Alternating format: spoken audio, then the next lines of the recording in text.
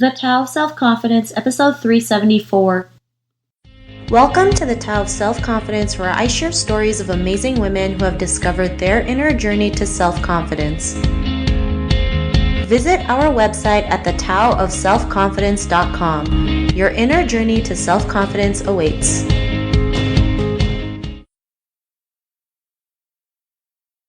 Well, hello friend. Welcome to the Tao of Self-Confidence, where I share stories of amazing women who have discovered their inner journey to self-confidence. I'm your host today, Sheena Yap Chan, and today I have a phenomenal lady on the show today. She is a spoken word performer, and I'm just excited to have her on and share her story with us today. So without further ado, I'm going to introduce you to Jerrica Escoto. Jerrica, how are you today? Maybe you can fill in a little bit more about yourself to our listeners. I'm doing well. Yeah, so I've been a spoken word performer for over a decade. For anyone who is familiar with spoken word, there's also something called poetry slams. And so in San Diego, I was on the 2010, 2013, and 2015 San Diego Slam team, where we competed nationally. And in 2011, I competed at the Women of the World Poetry Slam and ranked 12th in the world that year. I used a lot of my poetry to mentor youth. I facilitated workshops for young women in community schools and in lockup. And in 2014, I released a book of poetry with my fellow colleague and poet, Gill Sotu. It's called How to Love Gods and Acrobats. Outside of my poetry career, I was also heavily involved in the academic field. I have a master's degree in women's studies, and I taught at both San Diego State University and Cal State San Marcos. Right after I got out of graduate school, I kind of dove into a completely different career and became a creative specialist for celebrity life coach Tony Robbins. And then after I worked with him for nearly 3 years, I'm currently self-employed and playing that similar role as a content producer and creative strategist, primarily in the live events realm and the university setting. Awesome. Well, thanks for sharing that. And Jerrica, what's your cultural background? I'm Filipino. Thanks for sharing that. And what would be your favorite self-confidence quote?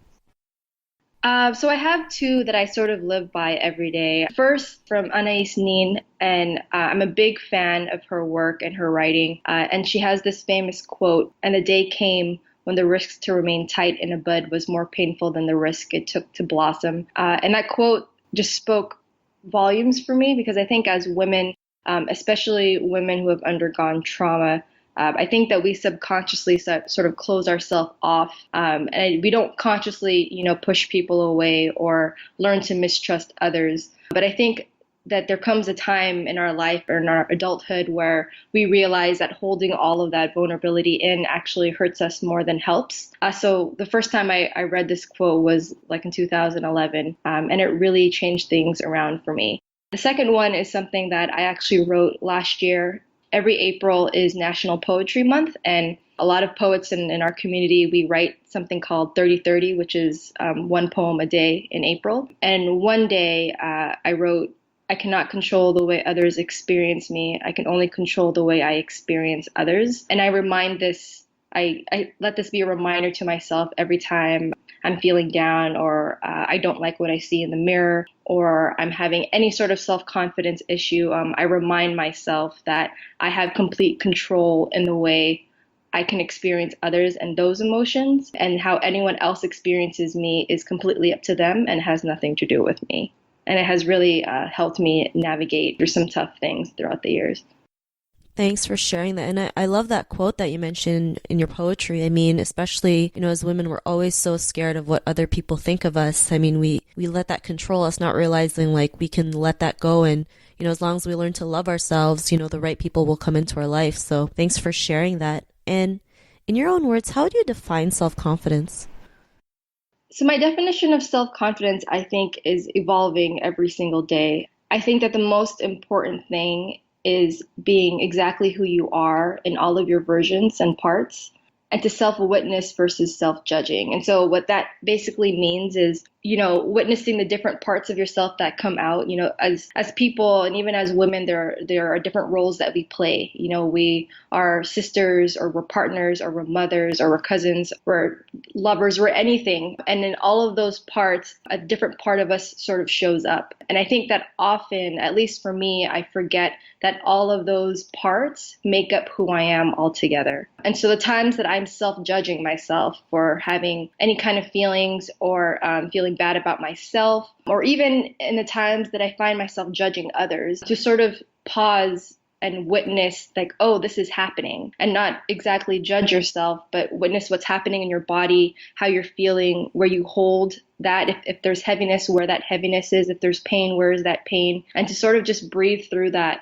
And so self-confidence for me is being able to just be exactly who you are in all the parts that you are, and to not self-judge. Thanks for sharing that. And I love the definition that you mentioned, especially, we're so great at self-judging, right? Judging all our flaws or little mistakes, not realizing like it's actually a beautiful thing. It's a part of us and we should embrace it and learn from it instead of, trying to tell ourselves, why did you do that? You're so, wrong for doing that. You should be punished, when really we shouldn't. We should learn to just, love ourselves a little more in those times as well. And Jerrica, what was your life like before your discovery of self-confidence? It's funny, I would use a metaphor, but it sort of felt like I was living underwater.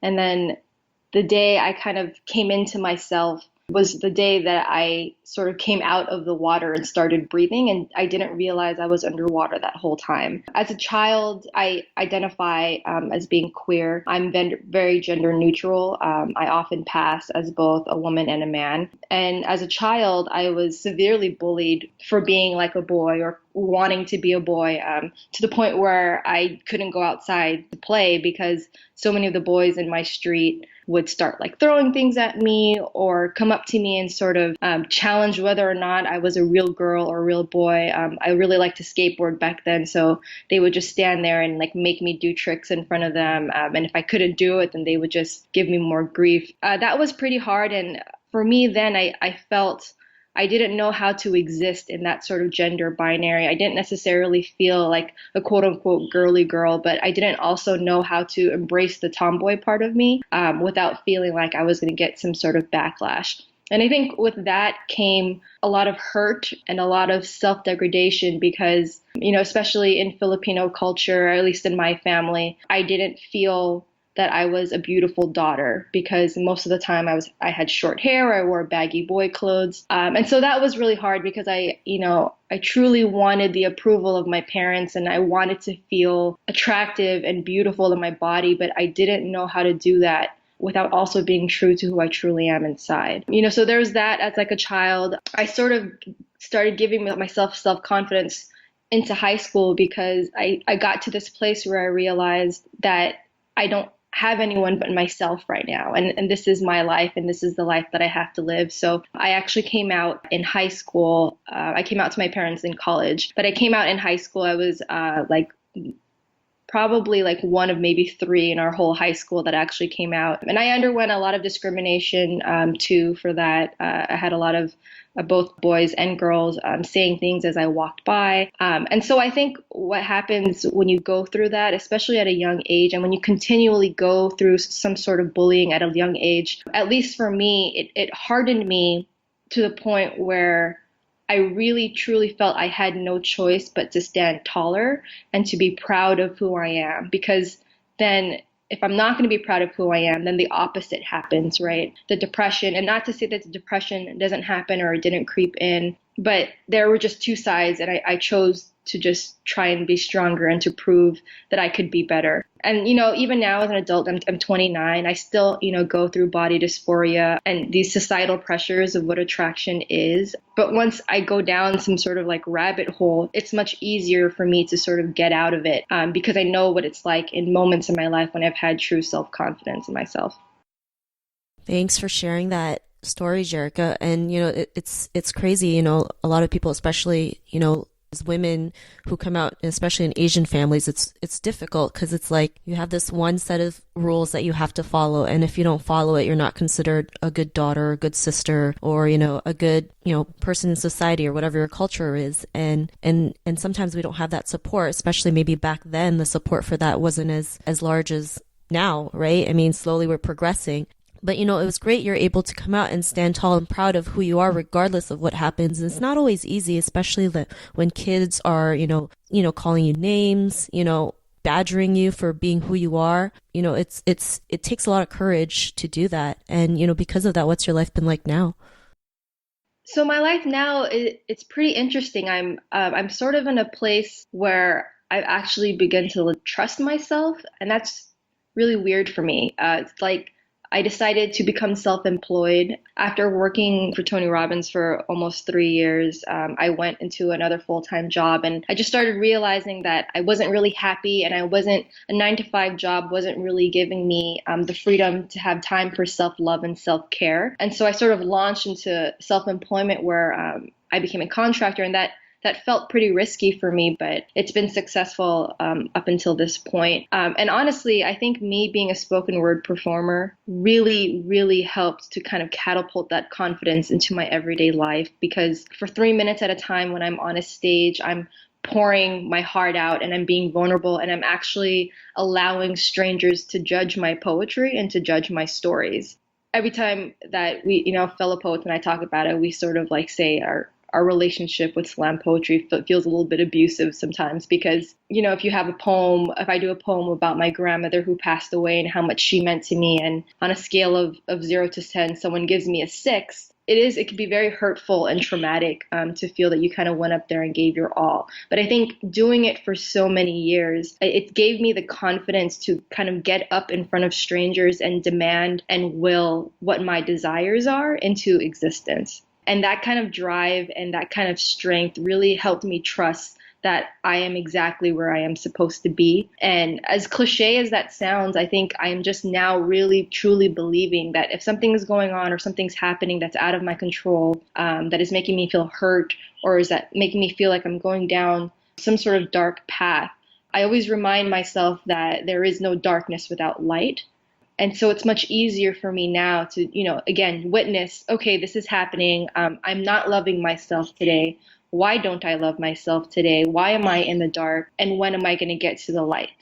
And do I wait for that, or do I make moves? And now that I have that mindset, I find that even if I feel like I'm in a pinch for anything, even when it comes to like money, like being afraid of paying bills, I just calm down and I trust that I'm where I'm supposed to be. And then literally a few days later, something happens that, allows me to be paid in the time that I need and to help to pay all my bills on time. And so it's nice. It's nice to really feel that something out there has my back. Awesome. Well, thanks for sharing that. I always believe that the universe has our back, regardless of what happens. And you asking the right questions to yourself, you find the answers right away, because, we all have those answers. It's just learning to ask the right questions. And most of us always, ask the wrong questions, right? And we're all guilty of it. It's like, why am I made this way? Why doesn't he or she love me? What's wrong with me? Instead of, switching that, just like asking the opposite of it, what's so great about me? Why do I love myself? What am I great at? What are my talents? What can I do today that can make myself better, tomorrow or 3 weeks from now? I mean, that's when the answers start coming, and, just things start to appear without even, explaining why or how it happens, but it happens, and it's great to have that kind of feeling. So it's great that you also experience that as well. And if our listeners, were listening to your episode and they were in a similar journey to self-confidence, what would be that one tip you would give to them? I think to get rid of the illusion that falling in love with yourself is like a one-time thing. I think I'm learning that falling in love with yourself, it never ends. Because you usually, when you think about a metaphor of falling in love, you think, okay, you leap and you jump and you sort of land somewhere. And I'm sort of at this place where I'm realizing that when you leap and you fall, and you take that risk to truly fall in love with yourself, you don't actually ever really reach a bottom. As we get older, as we experience more, as people in our lives come and go, I think the falling in love with ourselves, it consistently, it changes. And to really note when grief shows up, like grief for me, whenever I think of grief, I think it's funny because grief shows up right when we think that we have let it go or that we've forgotten grief. And that's the funny thing about grief, right? It just shows up sometimes randomly. You can be at a meeting and be triggered, or in a conversation with someone you're close with and be triggered. And then what happens with, at least for me, is then I no longer am becoming nice to myself. And in those moments, I would say to any women out there, the times that grief show up, the way that you don't give grief that power anymore is to notice when it shows up and to take a moment, and witness the grief is happening and then move on. Because when you let that grief make yourself wonder, am I a good person? Should I have done things better? Exactly what you said, asking ourselves the wrong question. That is when we give grief that power. And that's how we end up kind of pausing the falling in love with ourselves.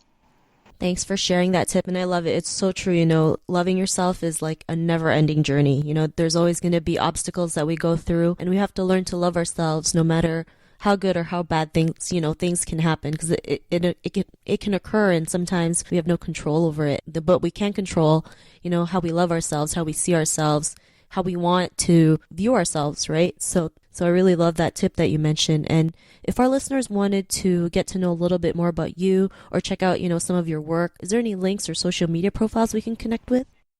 So I'm on Instagram and Facebook. If you search my name, I'm pretty easy to find. I also have a couple of poetry videos on YouTube. They date back a couple of years, but some of my poetry is on there. And then if anyone wanted to purchase How to Love Gods and Acrobats, I believe just Googling that, you should be able to get to Gill Sotu's website in order to purchase the book. Awesome. Well, thanks for sharing that. And to our listeners, if you want to connect with Jerrica, you can also head on over to the taoofselfconfidence.com and search for Jerrica's name. Her show notes will pop up along with everything else we talked about. And I just want to thank Jerrica for taking the time to share her story with us today. So Jerrica, thank you so much. Yeah, of course. Thanks for having me. Not a problem. It was really great having you on the show. And to our listeners, be on the lookout for another new episode of another amazing woman's journey to self-confidence. And we'll talk to you soon. Bye for now. Thank you for tuning in to another amazing episode of the Tao of Self-Confidence. Sign up for our free membership site to get more amazing resources for self-confidence by visiting our website at thetaoofselfconfidence.com. Your inner journey to self-confidence awaits.